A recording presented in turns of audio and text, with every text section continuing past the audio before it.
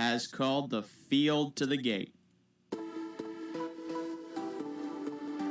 This field is in motion and approaching the start.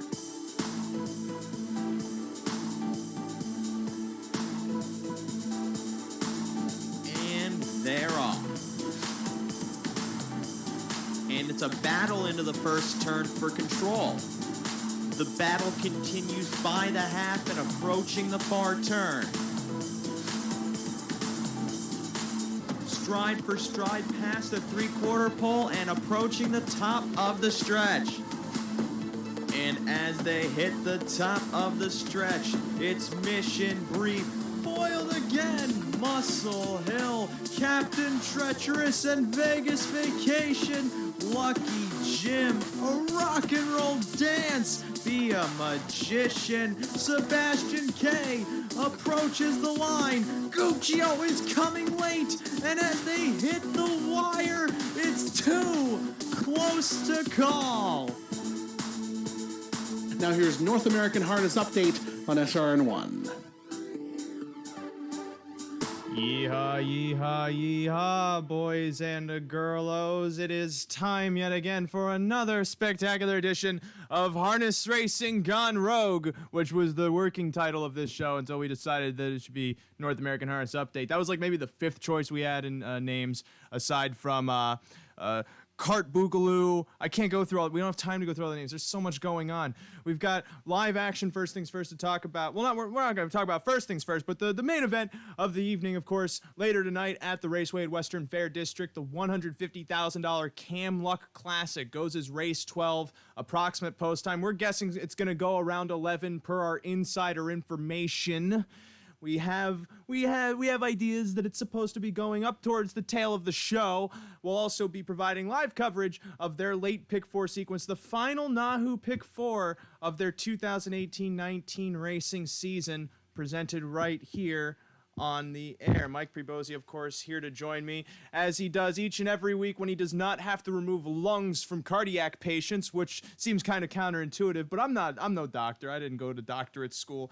Aside from London, we also have some live action to talk about from the Meadowlands in Mohawk Park. We have the Can-Am Pick 4, starting with race 10 from Woodbine Mohawk Park, then race 10 at the Meadowlands, back and forth until the final leg at the Meadowlands, race 11 goes later tonight. And then, of course, each and every week we talk about racing from Running Aces, casino, hotel, racetrack, what is known in the business as a triple threat. They have their jackpot pick 5 that we talk about each and every week. Currently the carryover around $1,300. And of course, our famous ceiling that joins us each and every week too has stopped in. We'll hear more from our roof pal a bit later on. First things first, though, if anyone in the know, I like to consider that I am in the know. In fact, I am so in the know that I can't even say yes.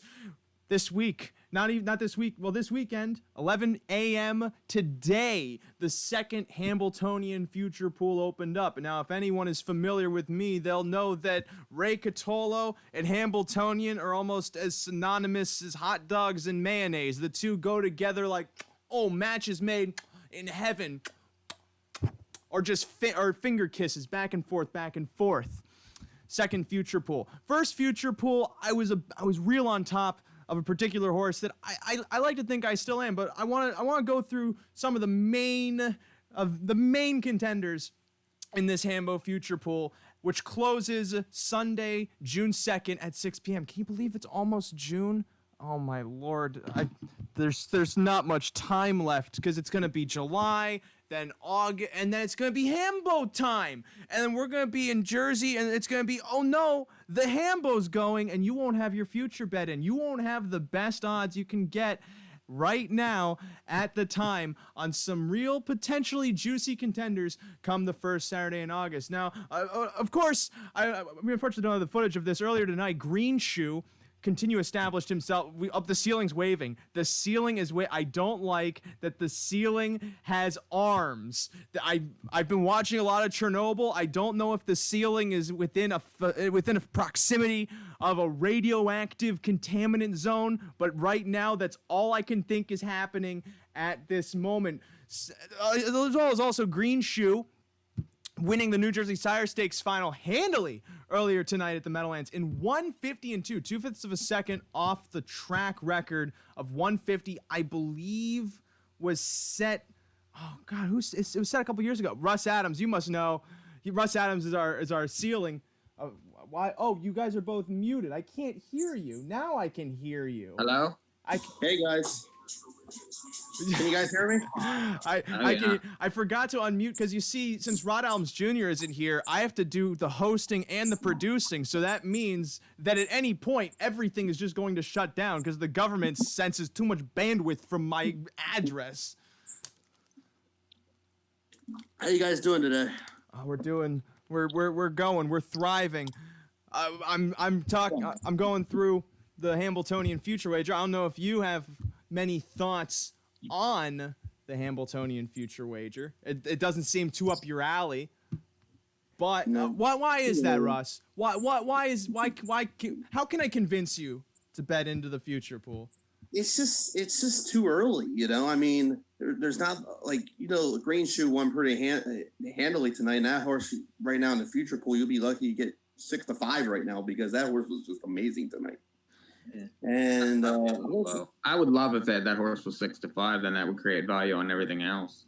Right, but right now, I just don't see anybody else being that horse right now. I mean, but you got 3 months to figure it out. I mean, yeah, at least 2 months.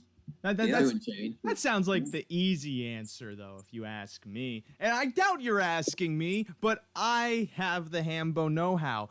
Folks will remember last year, I was about a length away from giving out the 27-1 winner of the Hambletonian. If not, Scott Zeron, having drove that race perfectly, win the race with Atlanta. But of course, the famous idiom, if the queen had balls, she would no longer be queen, rather a queen with balls.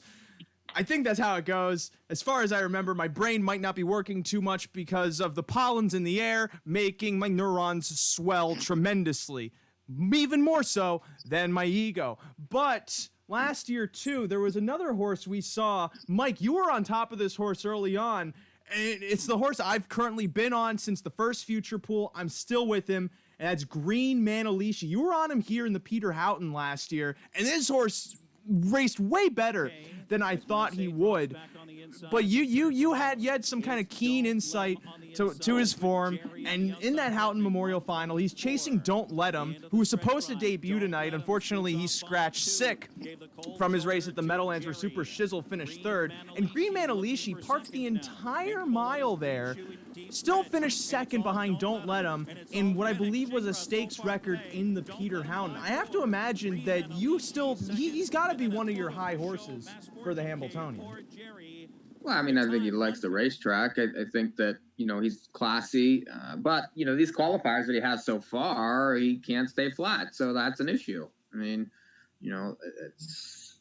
and he's in a loaded stable with, horses that are, right now crushing everything. Chimpanzee, Green Shoe are killing. And this horse is sitting, can't get a flat qualifier. So, yeah, you're going to get a price. If you like him now, you might as well, if you can't, I could double down there. I'm just a little leery of him, just because we don't know if he's anything close to what he was at 2, right now at 3.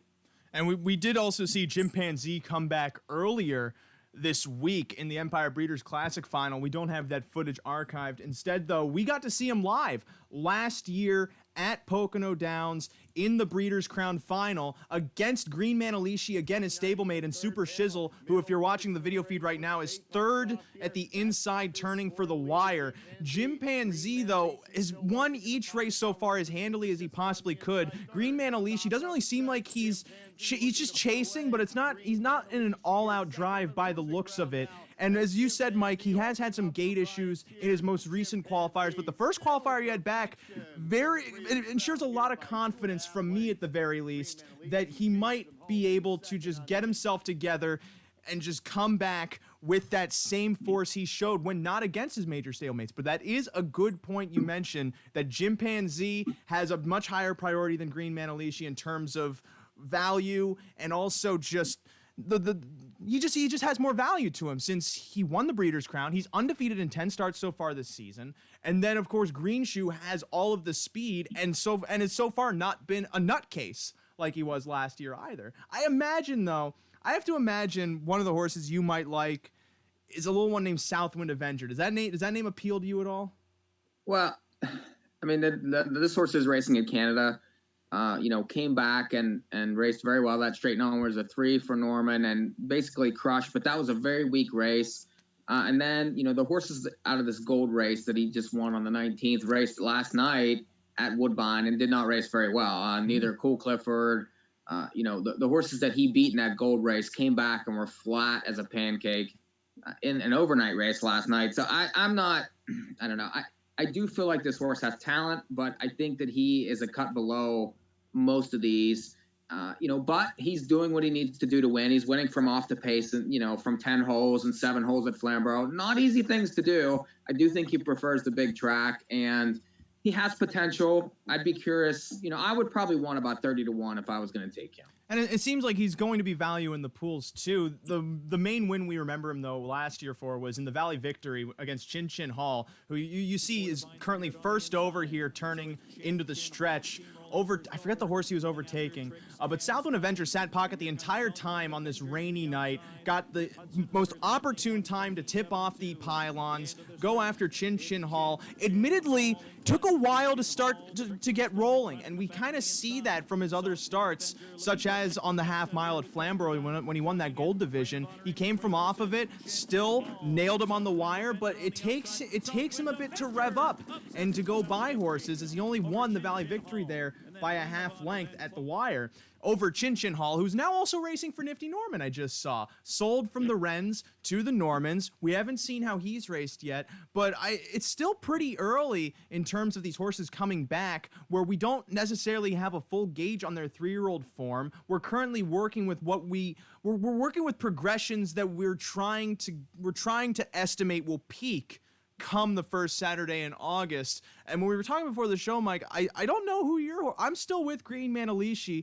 I have a feeling that with maybe one more qualifier, he might be able to get himself back together, because he was a big colt, especially as a 2-year-old. So that kind of size could maybe impede with him a bit as he's trying to grow into himself. But I'm still curious who your contender in the future pool might be. Well, I think the horse that has the most potential maybe is the horse that's listed as number 11 on the future wager here, and that's Pilot Discretion, who is undefeated for Alanya, 2 for 2 this year. He kicked home 26-3 on May 17th to win off the bench. That's huge. And then last time just dominated again. This horse obviously showed some talent at 2, likes the big track. I feel like that, there's a lot of improvement in this horse, and he's going to be completely ignored because he's coming out of numbers at 2 whenever, all of Melander's horses are winning stake races in 50. But how do you know how this horse is going to be in 2 months from now? He has the right connections, and I just feel like that he could be the one to improve more than anything else, because he hasn't gone all that fast yet. And, that's where you want to get is the horses on the come. And I feel like that this horse is a big horse on the come that maybe you get 40, 50, 60 to 1. I'd be curious what he is right now. I could look. The odds really aren't up yet. But, he's something that's interesting to me. If you're going to take a future horse, you don't want something that you can get even money on Hambo Day on and stuff like that. That's no good for me. I want something that's 30, 40, 50, 60 to 1 that might be 10 to 1 or 5 to 1 on Hambo Day, where you're getting that value and you're playing with house money. So If I'm going to take a future bet, I want something that's long. And that kind of approach, too, worked for a Tactor horse that we saw last year, one by the name of Tactical Landing, who raced primarily his 3-year-old season over the surface at the Meadowlands. He was lightly raced at 2, but that was just because he had so many gate issues that he had to overcome until he went to the What was he in the final? Like 2-1 or something? Something like that. I forget what he was in the future wagers, though. Well, I know he was a favorite in the final at 9-5. Was he? Was he favored over Atlanta in the final? I thought Atlanta was the favorite. I don't think so. Atlanta was 2-1 in the race. Okay. I mean, you would probably. I mean, I know you would know. I mean, you were there, but I couldn't. I know it was close. I just didn't know the exact. I actually watched the replay the other day. Oh wow. Okay. So that's the only reason I knew. But Russ, I get that the Hanover Hustler likes empirical data to look at for every race he wants to put his sweet hard-earned cash into. But I have to imagine that you've seen enough horses race. You have to have some confidence in being able to take a shot at a good price in horses coming towards August already. I don't buy into it. I mean, I know there's some people that like to play those future wagers. I've only played one future wager my entire life. And you lost, right? I won it. Oh, really? Yeah. You should love it. What was it? It was a thoroughbred too. What was it? Derby? It was California Chrome back in 2014. Okay. I got the horse at 32-1. I only put $10 on it. Only $10. There's That's nothing a wrong good with payoff. that. Because you know what he was on Derby Day? 2-1.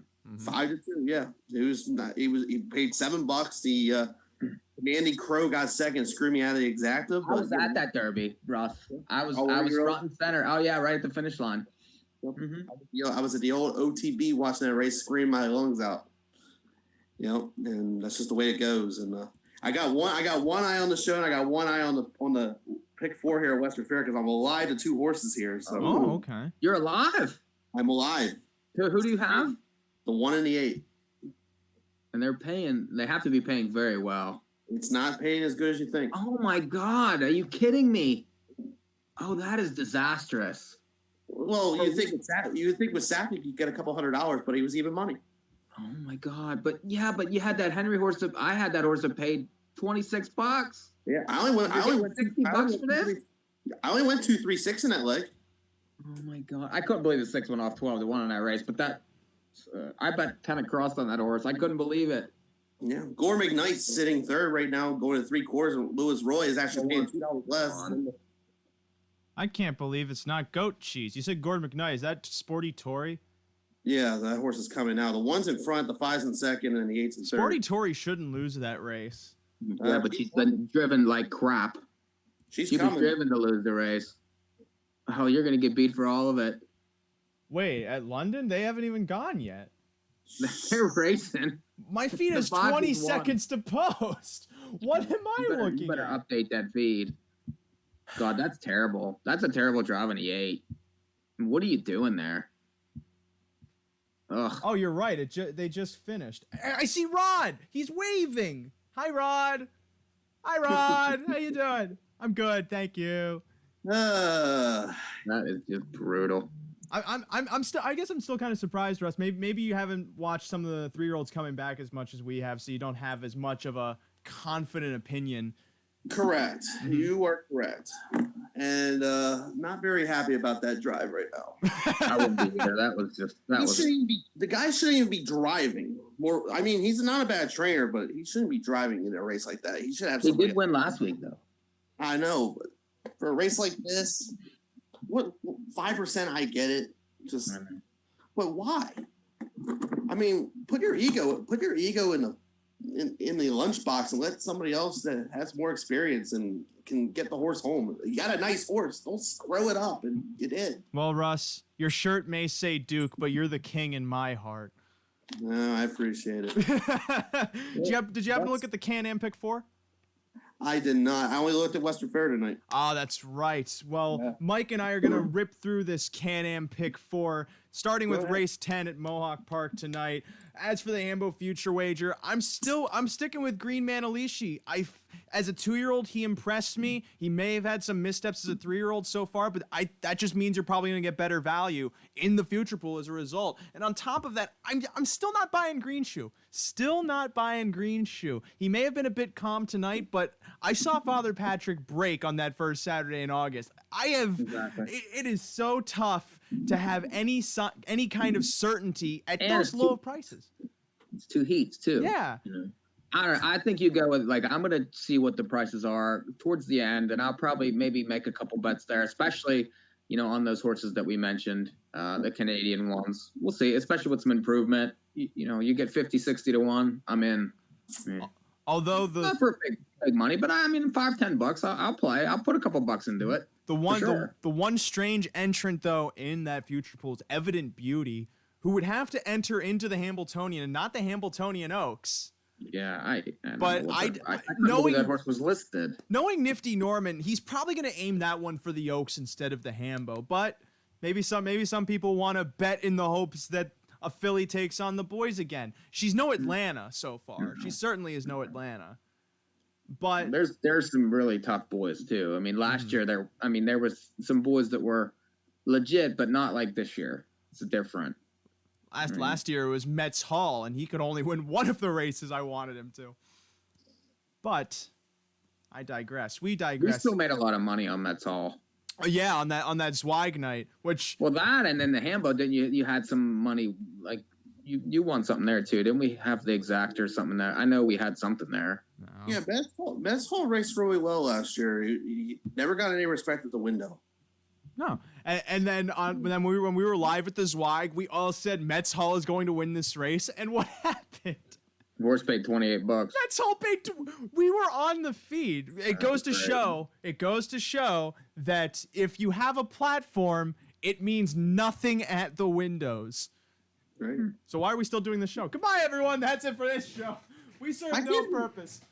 I can't believe that pick 4 only paid $117. You had Michael Safdie win a leg and it only paid $117.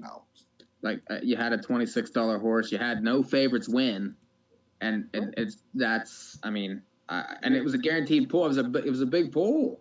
It was somebody hit it good. It was $14,883, and I get Gore McKnight. Unbelievable. I just knew he wasn't a single. I knew Rod liked him as a single. I talked to him the other day. that was your problem. I couldn't bet him I can't bet him on a Monday. How can I bet him on a Friday? I say the same thing about the women in my life. I mean, nothing against him personally. It's just, you're running for a lot of money. You got the best horse by a mile in the race. Let a catch driver get on the horse and get you to the next level, and then go your next next goal. I certainly have no horse in this race because I don't know if the horse is quirky. I don't know if he's difficult to drive. I don't know if he's doing a Tron Smetshammer where he likes to nurse his horses as they race and then get really good at one point. I can't even say he's the Ike Sponstead of Canada. He's not even the Ike Sponstead of Canada. He is third on the rail. I'm watching the replay right now. Third on the rail the entire race. Never moved the horse from the rail. Yeah, it's bad. It's bad. It was, Well, let's hope for some better luck in the Can-Am Pick 4. I wish you guys luck. I got a pretty cheap ticket because one of my horses scratched. Starts with race